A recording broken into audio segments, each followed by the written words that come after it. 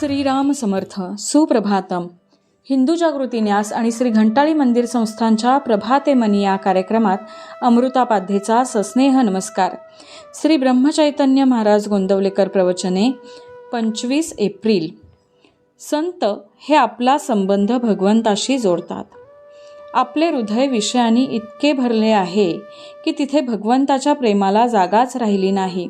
बरे, भगवंताचे प्रेम मुद्दाम तिथे घातले तर ते आत न राहता बाहेर पडते आणि वाऱ्यावर उडून जाते. सामानाने गच्च भरलेली अशी एखादी खोली असते, तसे आपले हृदय आहे. या हृदयाचा संबंध भगवंताशी जोडण्यासाठी आपल्या हृदयातले सामान म्हणजे विषय हे खाली करून त्यांच्या जागी भगवंताचे प्रेम भरणे जरूर आहे. साधारणपणे आपला अनुभव असा आहे की एखादी वस्तू आपल्याला पुष्कळ आणि पुन्हा पुन्हा मिळाली तरी तिचा वीट येतो. म्हणून जी वस्तू आपल्याला कितीही मिळाली तरी तिचा वीट येणार नाही अशी वस्तू आपण मिळवावी. अशी अवीट असणारी वस्तू एकच आहे, ती म्हणजे भगवंत होय. राजाने आपल्या नावाचा शिक्का केला आणि जो अतिप्रामाणिक होता त्याच्याजवळ दिला. त्याप्रमाणे भगवंताने आपले नाम संतांना दिले. त्यामुळे संत जे करतील त्याला मान्यता देणे भगवंताला जरूरच आहे. आपण आणि संत यांच्यामध्ये मनुष्य या दृष्टीने फरक नाही. फरक हा आहे की संत हे जसे बोलतात तसे वागतात, तर आपण बोलतो चांगले आणि वागतो मात्र त्याच्या उलट.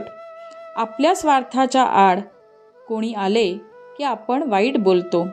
ज्याच्यावर आपण प्रेम करतो त्याच वस्तूवर दुसऱ्यांनी प्रेम केले तर आपण त्याला नावे ठेवतो. आपण नुसती नीतीची तत्वे जेव्हा सांगतो तेव्हा अगदी चांगले बोलतो, पण वागताना मात्र उलट वागतो. यासाठी आपण अशी कृती करूया की आपल्याला नंतर तसे बोलता येईल.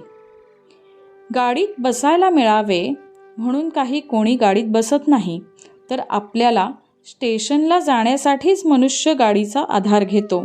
तसा मोठमोठ्या संतांनी प्रपंच केला खरा, परंतु तो सुखासाठी केला नाही. आपल्या वृत्तीपासून न ढळता इतरांना तारण्याचे काम संतांनी केले. बुडणाऱ्या माणसाला जसा दोरीचा आधार द्यावा त्याप्रमाणे संतांनी आपल्याला परमात्म्याचा आधार दिला. चंदनाच्या झाडाजवळच्या झाडांना जसा चंदनाचा वास लागतो त्याप्रमाणे संतांजवळ राहतो तोही संतच बनतो. काही कष्ट न करता परमार्थ साधणे हेच सत्संगतीचे महत्त्व आहे. बोधवचन.